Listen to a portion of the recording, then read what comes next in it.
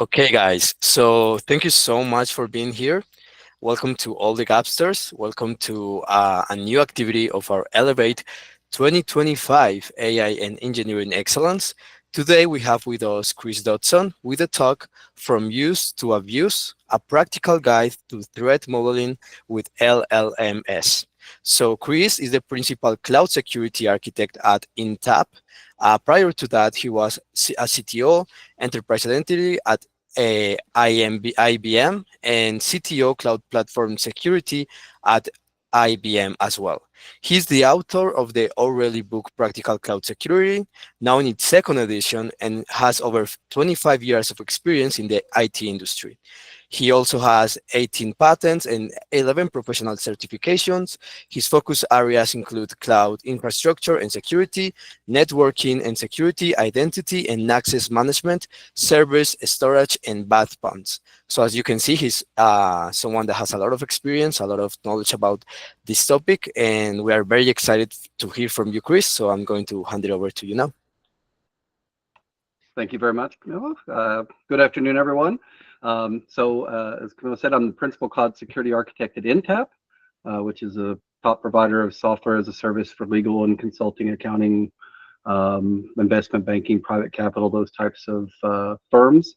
I'm responsible for security of Intap's cloud environments and other infrastructure, and also advise on product security. I am speaking just as a standard disclaimer for myself here, not for Intap. But until April of last year, as mentioned, I was an IBM Distinguished Engineer, so responsible for IBM's identity access management and identity governance systems, things that IBMers used to log in internally, what customers used to log in externally, systems for requesting access, that type of thing. And then CTO for IBM's cloud security for about 5 years, including about a year as acting CISO. So I have been practicing cloud security since around 2009, which is fairly early cloud days. And been in the computing industry about 25 years, sysadmin, specialist, architect, team lead, those types of things. But today, I want to talk to you about abuse cases. So most of you are probably very familiar with thinking about the use cases for the software you write, the systems you design, but it's a little different mindset to think about how they can be misused. We don't like to think about that a lot, right? Because we don't like to think of people abusing our things we're designing, but I am going to try to watch for any chat messages while I'm talking. Sometimes it's a little difficult when I'm sharing my screen, so please feel free to just interrupt with a question if you like. This is a little more fun for me if there's some interaction, but I'm also happy to just talk if you don't feel like asking questions. You can also ask questions at the end if you'd prefer. Probably got a few minutes in there, either interspersed or at the end for questions. You might be able to tell I like to collect old computers and video games, so the colors on the bottom of this are actually the palette of the original Atari 2600, 128 glorious colors. So that's why the color scheme. I just think it's kind of fun. So let's start with a few foundational terms and concepts. So I do apologize if this is a review for any of you, but it'll be quick. And I do think it's important to agree on terminology when you're talking about these things. So I do think that we as cybersecurity professionals often use complicated language for things when it's not really needed. And there are plenty of really complicated things in cybersecurity, but these aren't really part of it, right? These are relatively simple things. So first, security, right? What do we mean by security? Well, security is a non-functional requirement, unless you're working on the security system itself, in which case it might be a functional requirement. But that is to say it doesn't really perform the main things that the program or system was designed for, but it's still important because it keeps those things working and working properly. Security is usually broken down into what's called the CIA triad: confidentiality, which is keeping data secret that should be secret; integrity, which is keeping people from modifying data when they shouldn't; and availability, which is keeping things online. Integrity, by the way, is sometimes overlooked, but the classic example is if you encrypt all the bank account balances, I might not be able to see what Bill Gates' balance is, but if I copy and paste that to mine, it'll still be a very successful attack, right? So integrity is also just as important as confidentiality and availability. Now, after that, a vulnerability is a security weakness in the system, a place that something's maybe likely to break if you apply a little pressure. A threat, probably obviously, is someone or something that might cause something bad to happen using a vulnerability. So it's sometimes further decomposed into threat actors and threat actions. But depending on what you're talking about, sometimes the threat could just be like a storm or an outage. Sure. And then a risk is something bad that might happen. And the risk in cybersecurity is often that you get your stuff stolen, or other, encrypted or otherwise, but sometimes it's that it gets defaced or taken offline, or a combination of these.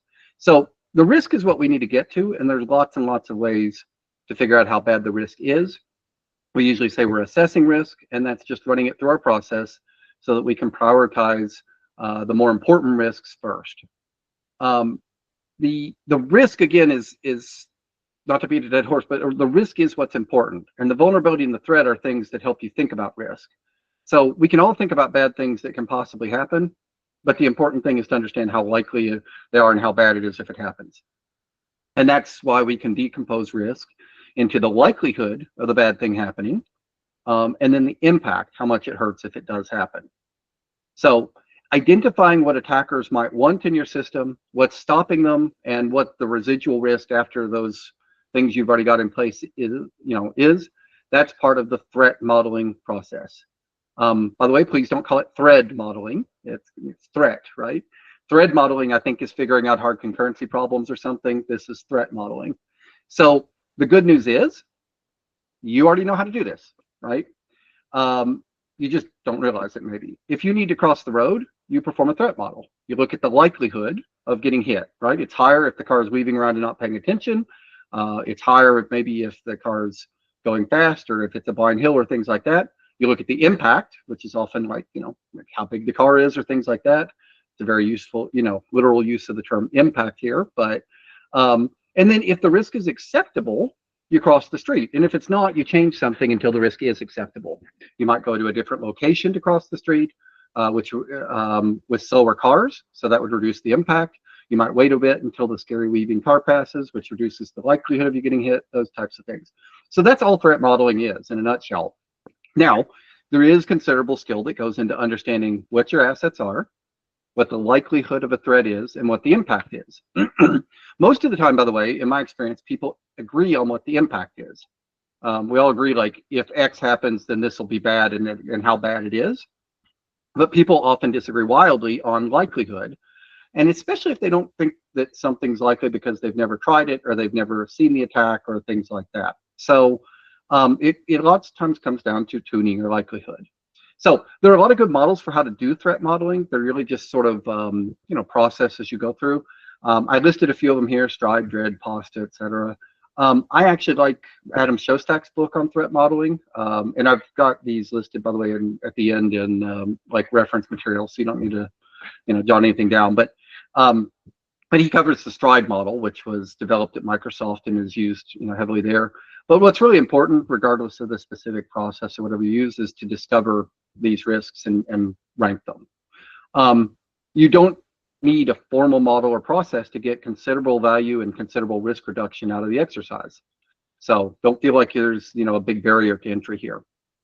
I like this little drawing. A guy named Jean-Pierre Siratis, I probably said his name wrong, but published it on LinkedIn a long time ago, and I just thought it was very cute. But I think it's a very good way to think about likelihood and impact. If it's really likely to happen, but you're just going to get your shoes wet, not a big concern. If it's super dangerous, spikes and snakes and crocodiles and things out of an Indiana Jones movie. But if the chances are super low, you can just step right over it. That's not a big deal either. The ones to focus on first are high impact and high likelihood. It's not that other risks aren't important, but you may find sometimes that it's all you can do to keep up with the high risks.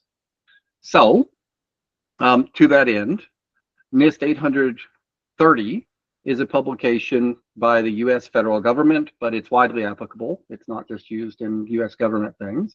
And there's some nice tables there. If you can estimate some likelihood and impact, then this table can help you estimate the overall risk.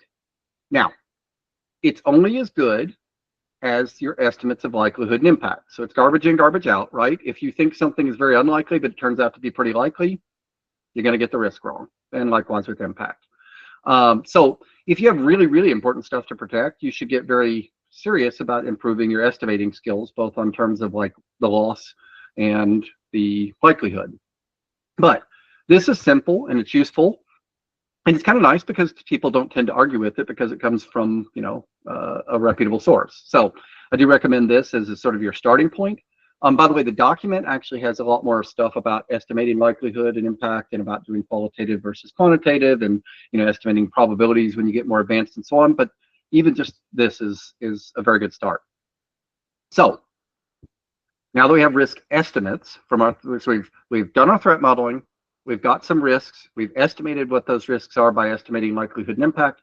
What do we do with them? Well, obviously you want to deal with higher risks first, and you generally have four choices, right? You can avoid it, right? Maybe you just like move all the good stuff somewhere else. Maybe you don't store the data at all. Maybe you just turn it off, right? It's effective, it's very effective, but it's often not very practical. I always joke that the old joke in security is that this most secure system is buried 6 feet in concrete and turned off. Usually not an option. Bad security people just say no to everything. Good security people realize that you need to keep things running in addition to being secure. So the next is you can put in mitigations. So you can make the impact lower, or controls to make the likelihood lower, and people tend to use those interchangeably. But you can make the risk lower than it was before by doing other stuff. The third is you can transfer the risk.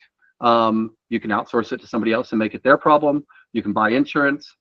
You do retain some risk in outsourcing because you're ultimately responsible, and you have to choose a reasonable third party to do it. And you're on the hook if they mess it up, but you can reduce your risk in a lot of cases by this, or you can just accept it. This could happen, but the risk is low enough that I'm just going to worry about something else first. It's important, by the way, to consciously do this. You shouldn't just like accept unknown risks. You should understand what's going to happen, and then you choose to accept it or not. A big pile of unknown risk is very scary, right? But a reasonable number, or even an unreasonable number of known risks that you've chosen consciously to accept and documented while you've done that, that's not so scary. It's not scary it's not as scary to security people. It's not as scary from a compliance and auditing standpoint. Like, it's kind of the right way to do it. So you can choose to accept any risk, but you do need to understand what it is first. It's accepting unknown risk is generally not a good idea. So that's the 3 to 5 minute version of risk management. It's a large discipline in its own right, but that's really all you need to know to get started. So with this newfound knowledge, let's take a look at a sample application. I chose an LLM-enabled customer support system that lets a manager ask about summaries of support tickets, get some metrics, ask about trends, that sort of thing. It's just a dumb example. Don't get too caught up on the details, but that's all it does, right? Connects to a ticketing system, uses an LLM to summarize these things. So from that, we'll draw a super simple component diagram. I guess this isn't even a correct one. Manager is a user, not a component. So I don't quite have the template right. But some people think that to do threat modeling, you have to have a detailed data flow diagram. Certainly doesn't hurt, not a bad idea. But it's far more important to do something than nothing at all. So again, this is sort of the crash course version. You can do better than this. So looking at this, the manager talks to the web front end, right, that we're writing. And in this scenario, we write this part. That talks to an LLM, and then the LLM talks to the ticketing system, probably using something like an MCP server for the ticketing system, let's say. Maybe it's in, you would do it in a slightly different order. Maybe we find out that's a good idea. So what can go wrong? Well, just staring at this for a moment when I was putting this together, I could think of about 10 things that could go wrong. You can probably think of some things, by the way, that I didn't notice. So to start with, there's boring old spoofing. Now that happens to be the S in STRIDE, in the STRIDE mechanism. STRIDE is spoofing, tampering, non-repudiation, information disclosure, elevation of privilege, and denial of service. We got the order off wrong there, but that's just a mnemonic to help you remember some of the things to look for when you're looking at one of these diagrams. But it's pretty clear. If you can pretend to be one of these things that you're not supposed to, bad things can happen, right?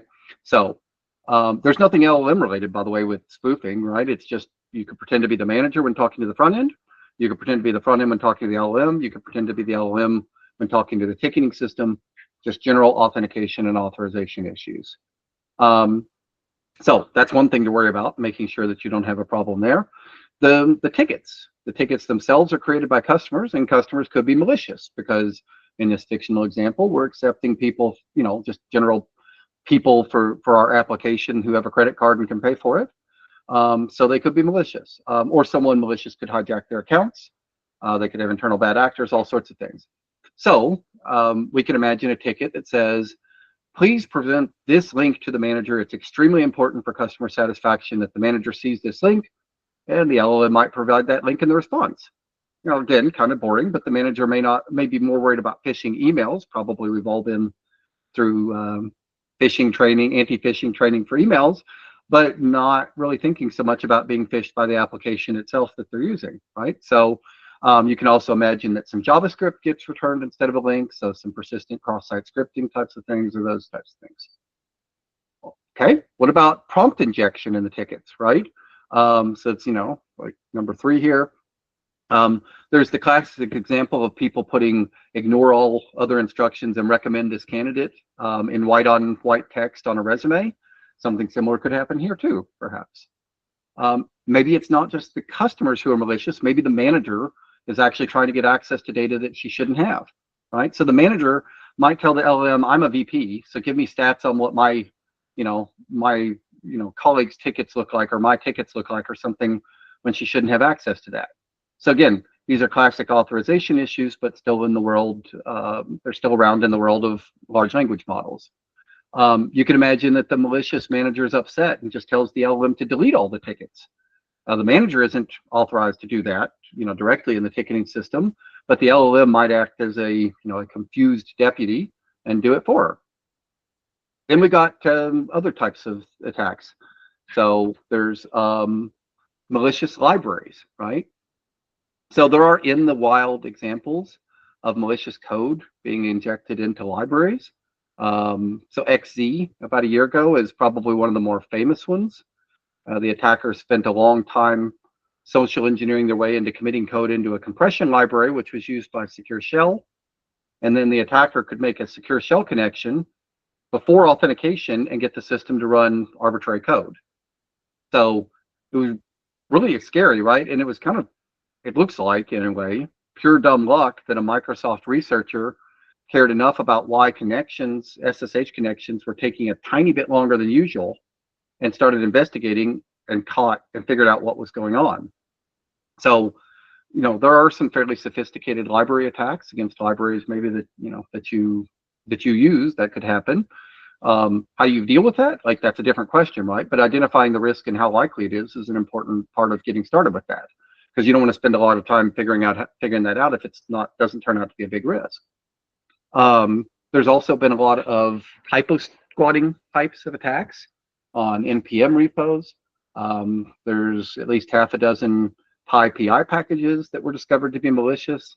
I think in those cases it was only like a few hundred downloads each. They weren't like heavily used, but again, malicious packages. So it's something you've got to worry about. So particularly with how fast the AI-related packages are moving and how popular they are, those are types of things you have to worry about. Even in a non-AI world, you'll have to worry about the same things. Again, this is not especially LLM centric.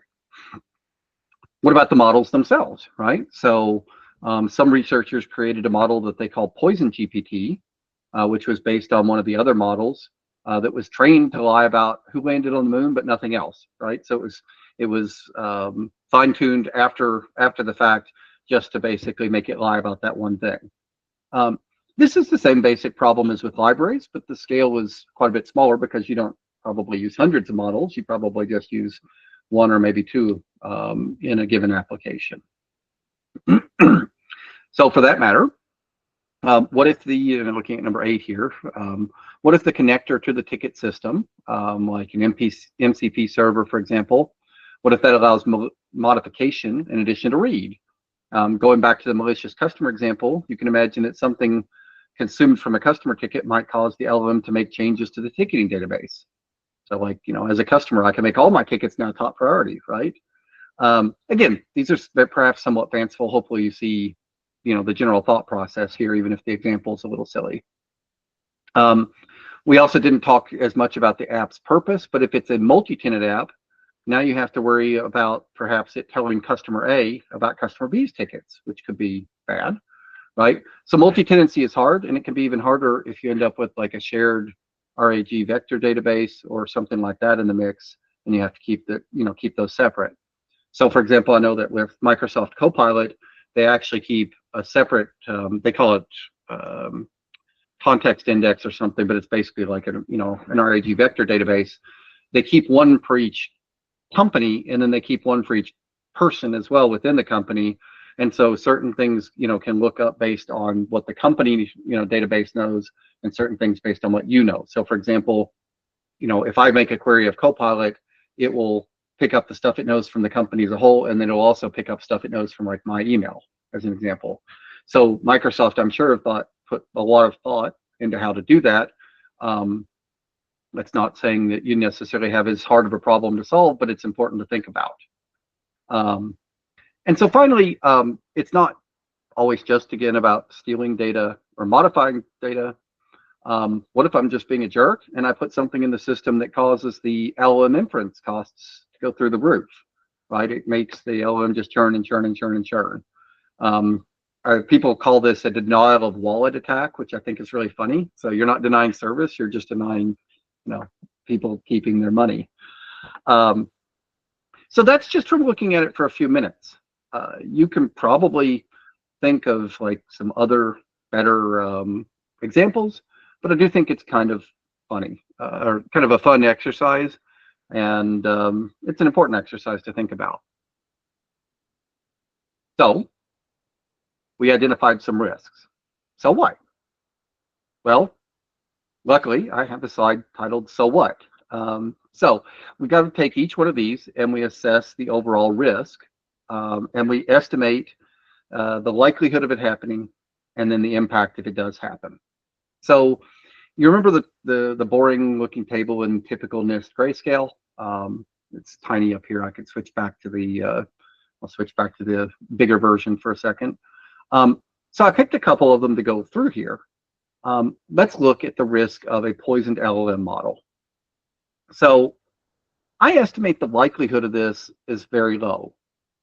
So I'm making up the example, right? And in this example, say we just use Amazon Bedrock. And we're pretty confident that Amazon isn't going to offer a poison model in Bedrock. So already, if we look through the table, let me zoom back here. If we look through the table, we know that if the likelihood here is very low, then the level of impact, the very highest we could get, even if the impact is very high, is still a low risk, right? Very low things by definition, if you're right about them being a very low probability, they're not that risky, even no matter how bad it is.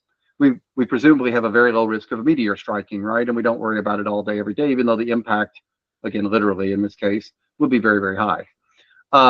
So already we know that at most the risk is low because you're on the very low likelihood road. That's the highest risk there. I estimate the impact as being in the moderate column. Not great if a manager, in this particular case for this application, it's not great if a manager gets bad data and makes a mistake, but there's no clear way that we're going to lose a ton of money on this, or upset our customers too much, or things like this, right? So the intersection of the very low likelihood column row and the moderate impact column, is very low. So with that, the overall risk using these estimates and this methodology, very low, right? Probably don't need to worry about that. We probably don't need to do anything else that's an acceptable risk. Now, if you're the only person that's running through the exercise and you don't have some sort of contractual or compliance reason to document a threat model, maybe you don't even bother writing down the very low or even low ones. Maybe you eyeball them and you only write down the ones that you actually need to do something about. But on the other hand, if you're going to be redoing a threat model annually, which is a great idea because things change fast, if someone else may do it next time, or even you a year from now may do it next time, it may help to document what was considered and dismissed, and then you can just review it again without having to sort of brainstorm and think about those things again and spend as much time on it. So for that one, again, in this contrived example, we'll just accept that risk. Now, what about a different risk? may surprise you to find that I've picked one that I think we need to do something about. So let's look at the risk of a malicious library being pulled into this project. And again, my example, so I get to play with the estimates again here. I'm going to rate the likelihood as high. We've got, let's say, dozens or hundreds of libraries. The package managers are being actively attacked. Like we read, the news, we see that these things are happening, and it seems likely that something bad could slip in. And then the impact. Well, the library gets run with the permissions of the overall app, right? So it can do pretty much anything. It can steal our data. It can make changes. So I'll rate that as high too, mainly so we get to talk about what to do about it, right? So the intersection, not too surprisingly, and let me switch back here. So the intersection of a high likelihood and a high risk, not too surprisingly, is high, right?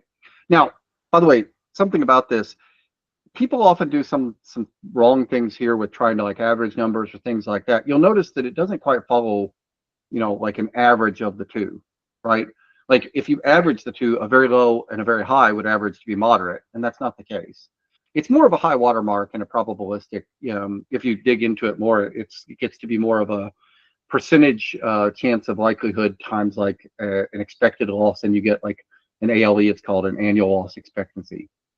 Don't really have to worry about that detail here, but just know that there's it goes down fairly deep if you want to get into it.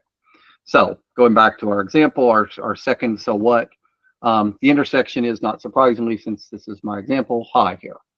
So what do you do about a risk? Well, remember, we can accept it.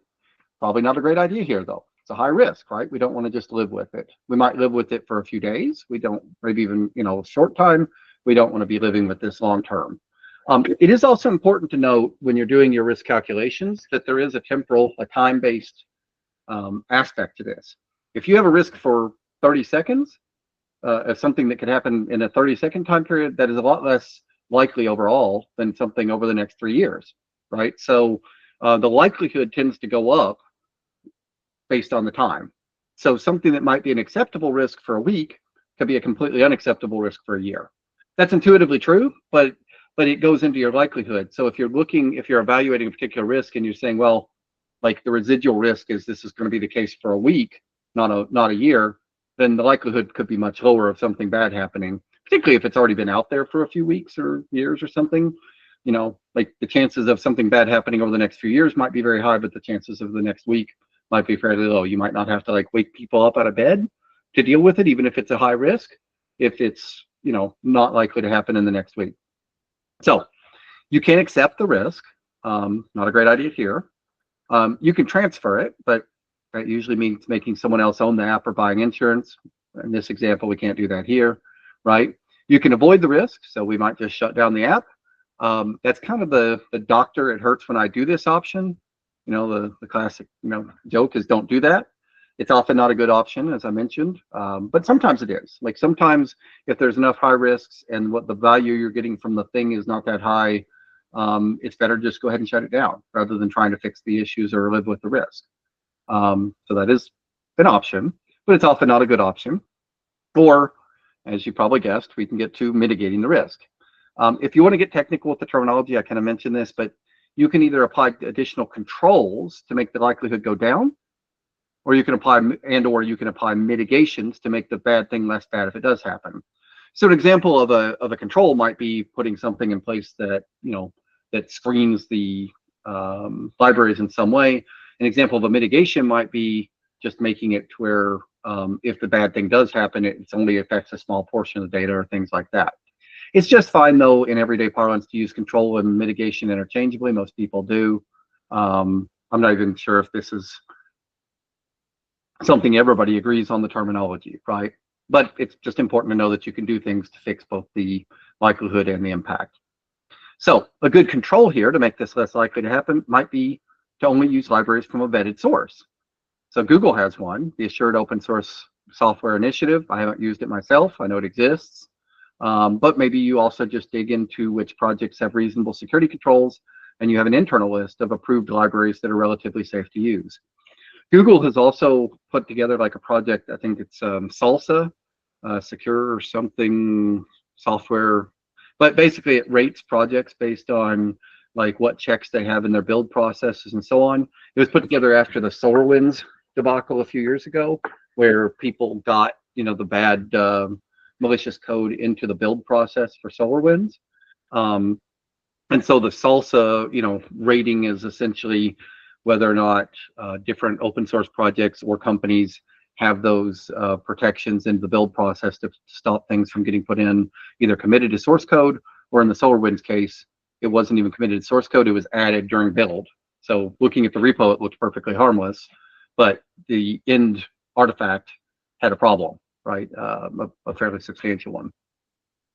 Um, on a side note, things like that sometimes are very, very difficult to find.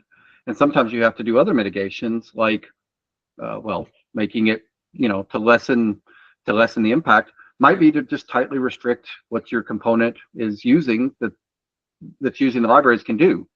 So as an example, maybe you don't let that component that's using those libraries talk to the internet, except for very specific URLs. So that blocks like an outgoing command and control connection. Now, that type of mitigation can be fairly painful to deal with, right? Can you imagine having to like open up every single, document every single URL that you need your thing to contact? That can be hard, right? Especially if you're not used to doing it or if you're starting from zero, but it can significantly reduce risk. And so I think that that's probably going to become more common over time, that everybody starts putting these egress controls in place so that like you have a smart proxy and the proxy only allows you to access the things you're supposed to be able to access. So they can significantly reduce risk. So we've talked, theoretically about a fake application. I'd like to take a look at a few real applications and some systems that have had some terrible, horrible, no good, very bad days.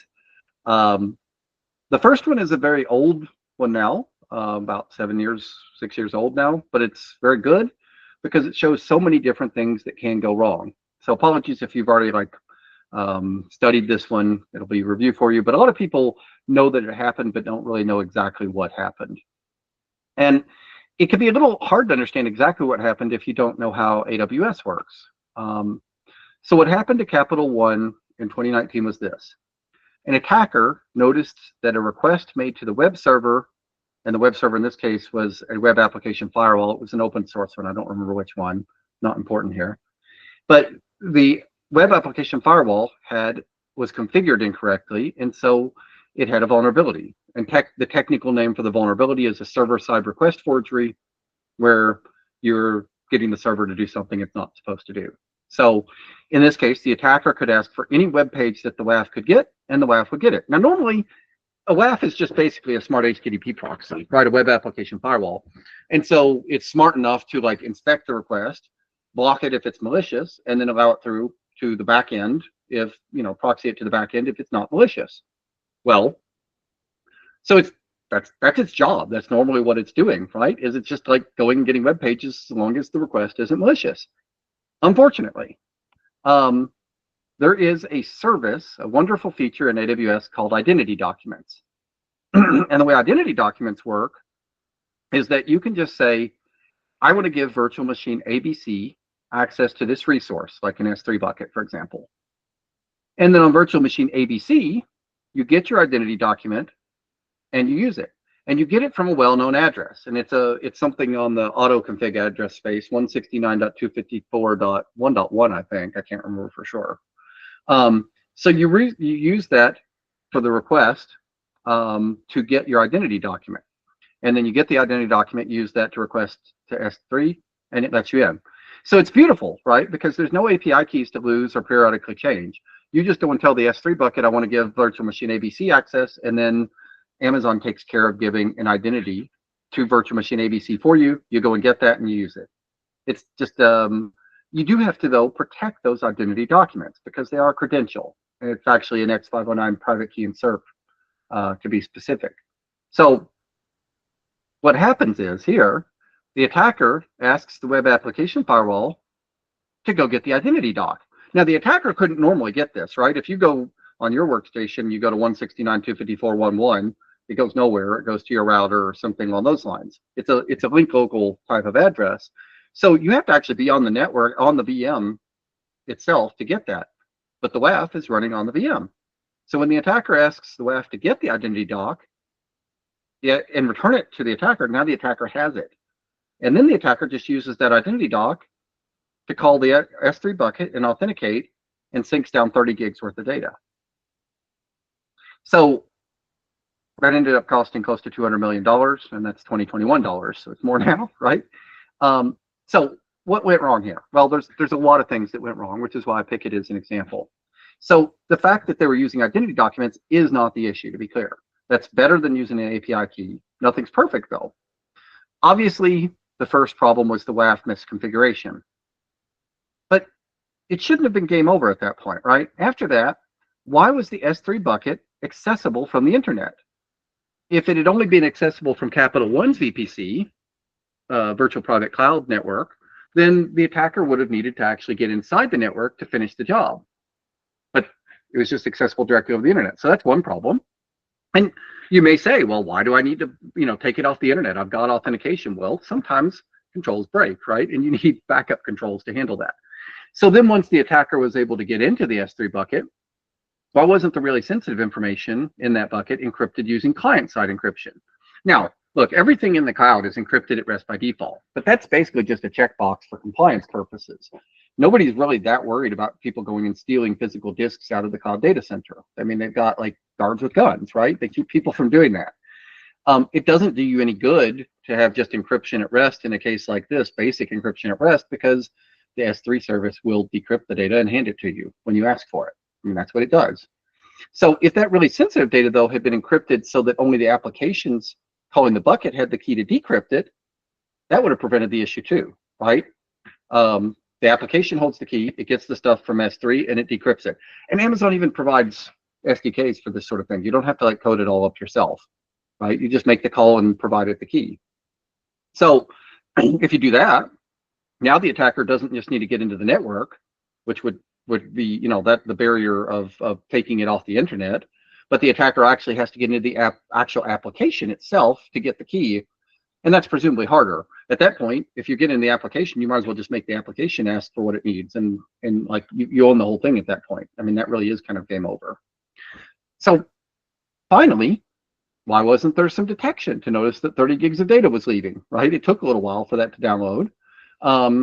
You should have data loss prevention thresholds to shut things down when that's leaving, or at least detections that flag, hey, maybe something's wrong. And look, it's easy to play, to say all this stuff after it's happened and we see what happened, right? And the applications that you're working on might not get the same level of attacks that a bank is going to, but it is important to start thinking through the failure modes and try to have some defense in depth so that if one control fails, another one can catch it. And as a quick digression, I think everyone has probably heard of defense in depth, but I think this is one case where it's actually important to think of it mathematically. If you have a control that works 99% of the time, that's pretty good, but there's still a 1% chance that things go wrong, and over time that builds up. But if you have another independent, separate control that's also effective 99% of the time, then the two together are much better. It's not 99.5 like you might think or something like that. It's 99.99% effective at that point. So just by using the two together, you go from a 1 in 100 chance that things go wrong to 1 in 10,000 chance that things go wrong. I mean, it's the difference between happening every 3 years and every 300 years, right? It's a big difference. And so in this case, you imagine that they had the one control of, well, you've got a WAF, right? But you also take it off the internet. Again, presuming it doesn't break the application. You also take the backend storage off the internet. You also do the encryption at rest, or the encryption using client-side encryption.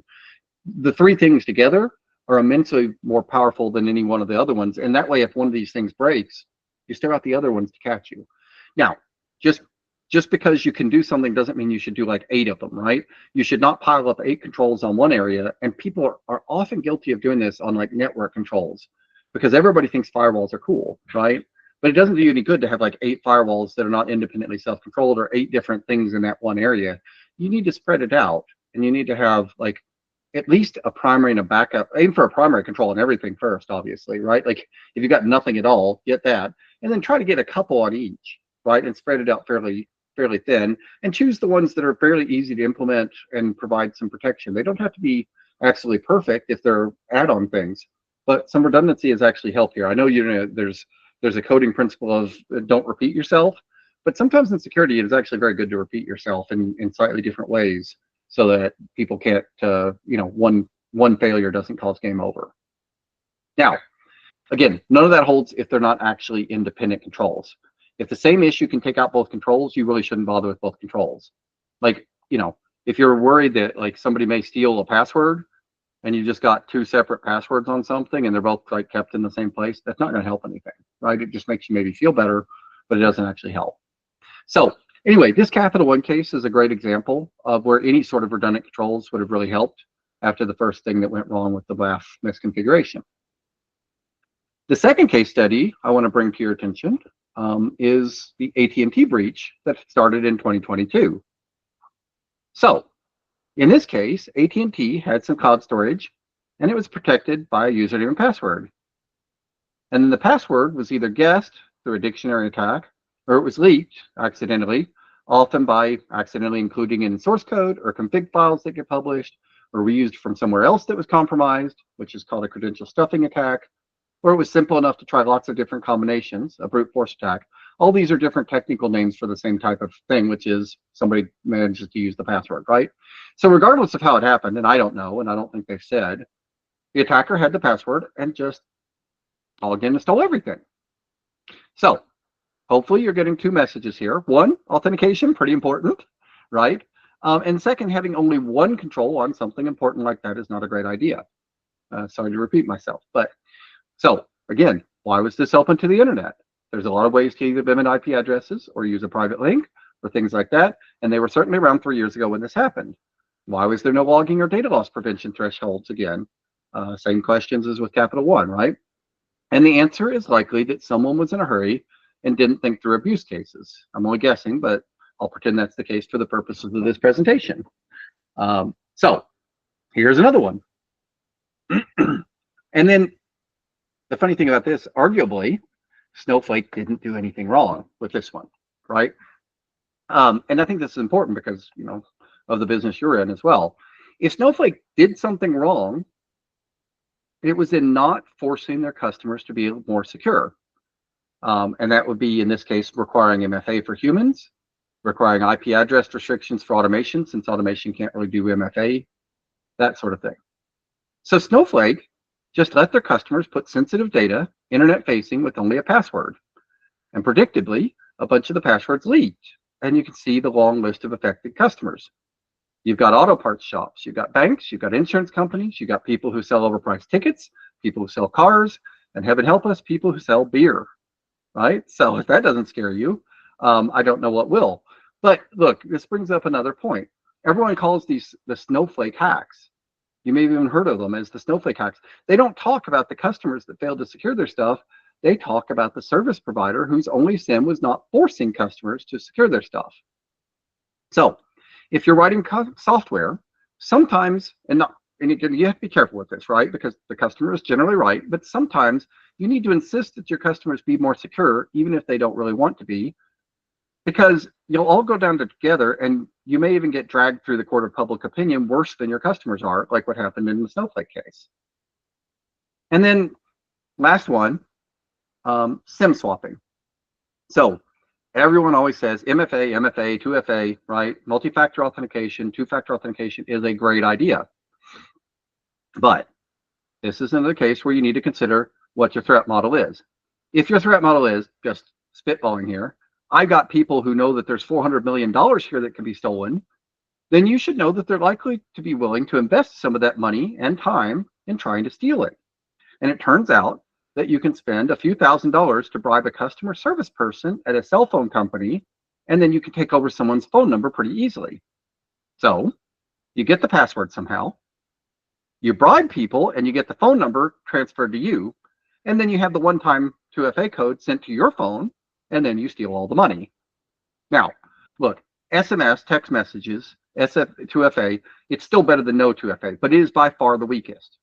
Not only is it interceptable, as the SIM swapping attacks show, and by the way, I've got dozens of examples of SIM swapping attacks. This has been kind of a crusade of mine to get people to stop using SMS 2FA for anything that matters.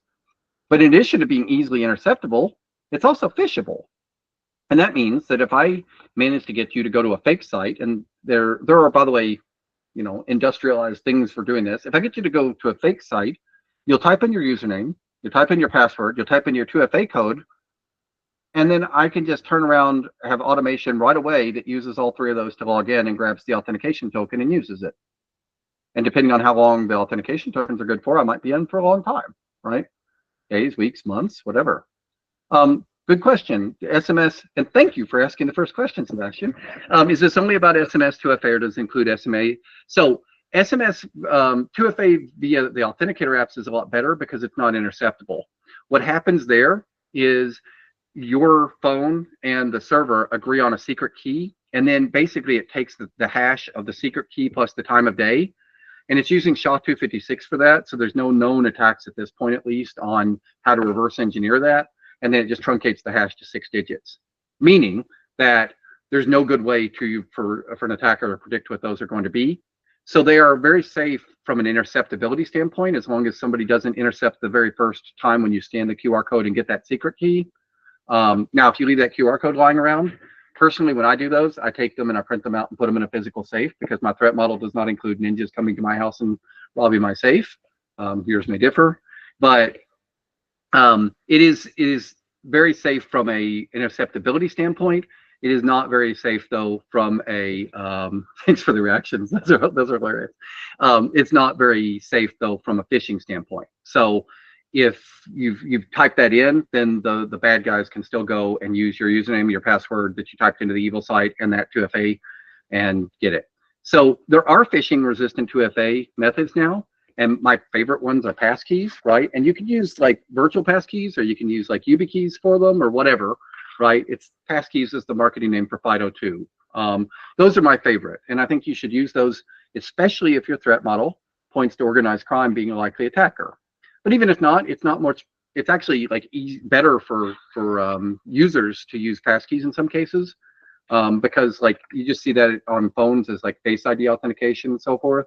So it's just a special cert that you set up with the site, and it's not phishable because if there's something in the middle, then the cert doesn't work, right?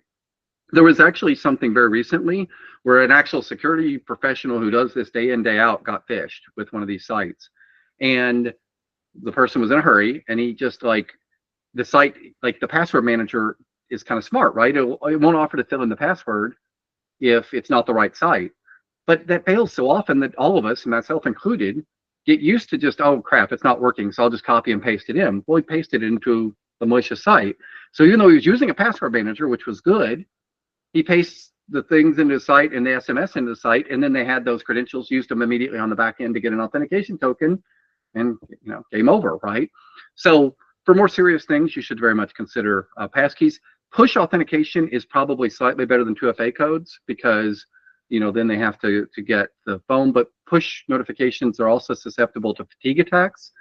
So what happened to Cisco a few years ago is that, just checking the time to make sure I don't like blather on about this too long, but what happened to Cisco a few years ago is they got the person's password and they just kept banging on the person's mobile phone push notifications like constantly, and then called him up and said, hey, this is the help desk, we're having a problem with the system, you need to click accept so it stops working. He clicks accept and they're in, right? So passkeys don't have any of those problems. They're the best ones to date, but if you can't use a passkey, and you should look at them, they're actually surprisingly easy. It's just WebAuthn is the protocol between the site and the web browser, and then CPAP, I think CTAP2 is what's used to talk to the physical keys, or you can use a virtual provider. LastPass and 1Password can both hold passkeys inside of them. Icon Keychain can, and so forth.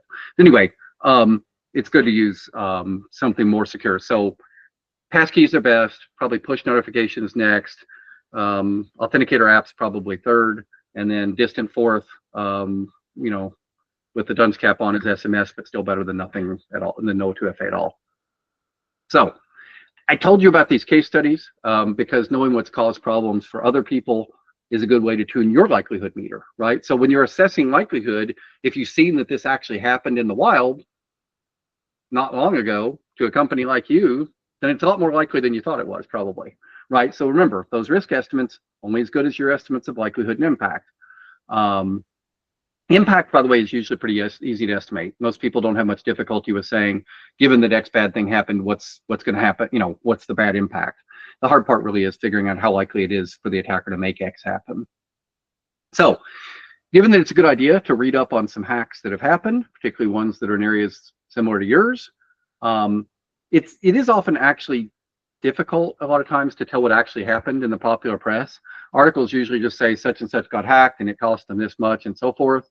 Um, but not surprisingly, there's not a lot of specific details there. Sometimes, for more popular hacks, you'll find that someone, often in some cases a research firm, has written up a technical discussion on what happened. And that's what I think I got the information on the Capital One. I think it was maybe from Mandiant or one of those, wrote it up. Sometimes it's the researcher that found it if it's a vulnerability that wasn't exploited in the wild. So it's good to read those and understand conceptually what the attacker is able to do if you can. But you can also find really good aggregations of the bad things that happened last year, which sounds depressing, but it's actually pretty good reading. My two favorites are the Verizon Data Breach Incident Report, usually just called the DBIR, and the Mandiant M Trends Report. They come out every year. They tell you about the attacker tactics that worked.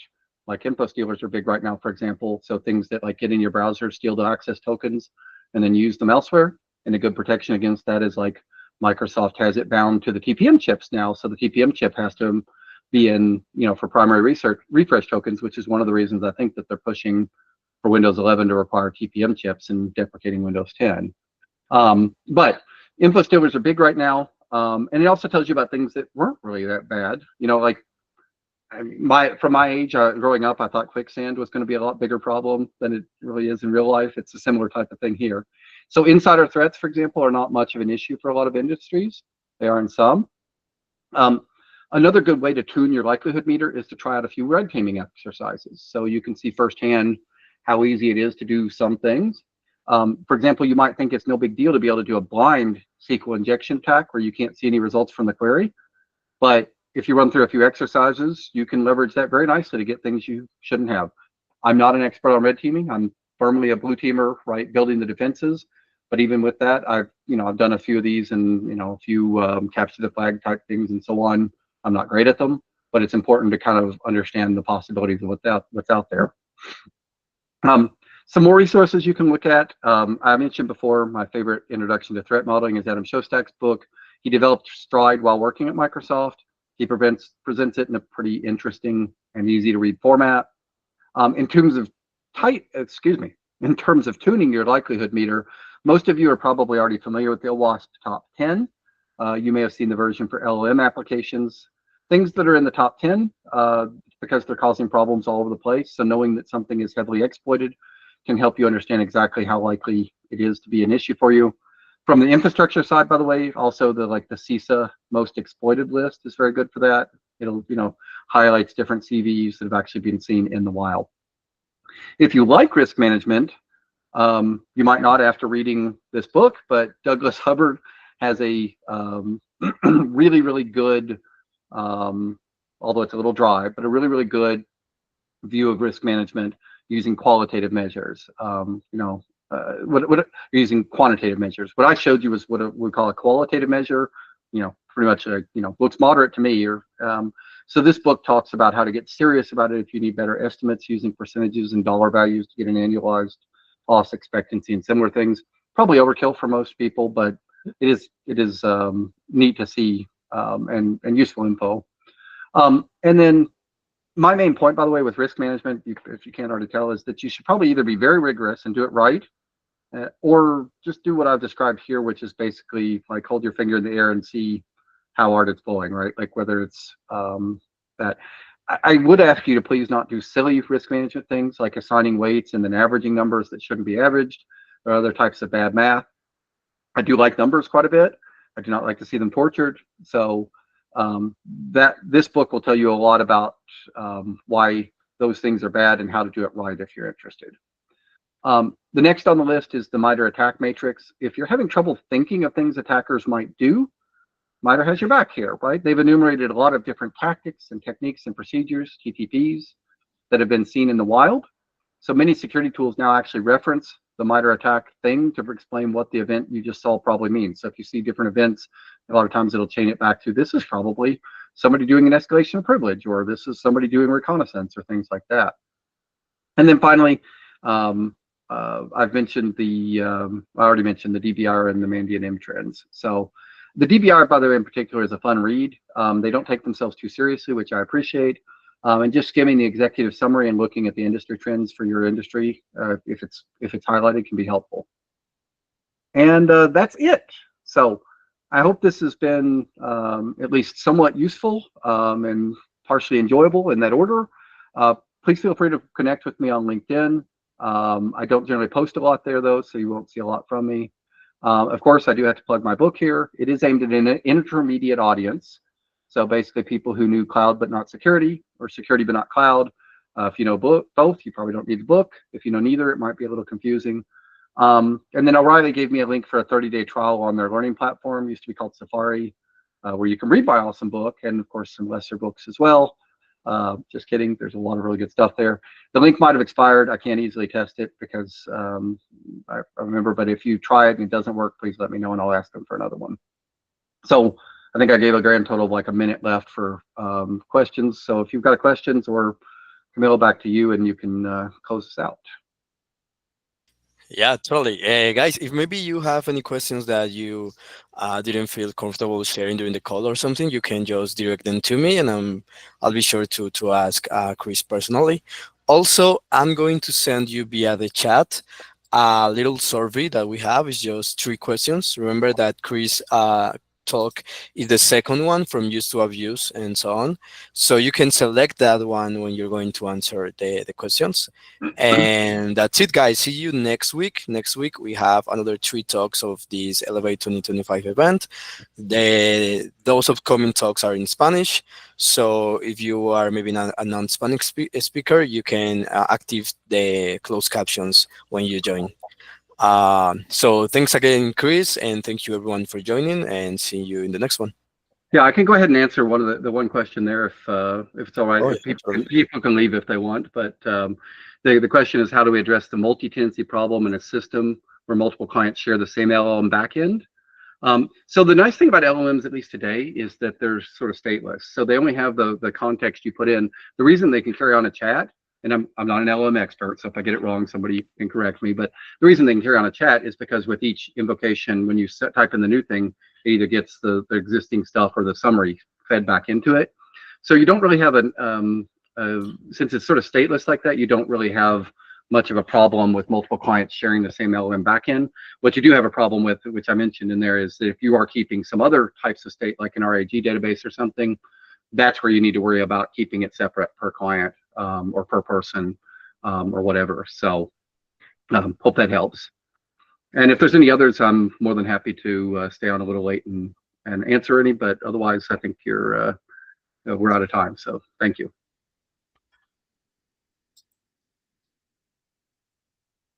Yeah, thank you, guys. And remember, if maybe there's anything you missed, you can tell me, and I'll ask Chris as well. Yep, happy to. Mhm. All right, I'll sign off then.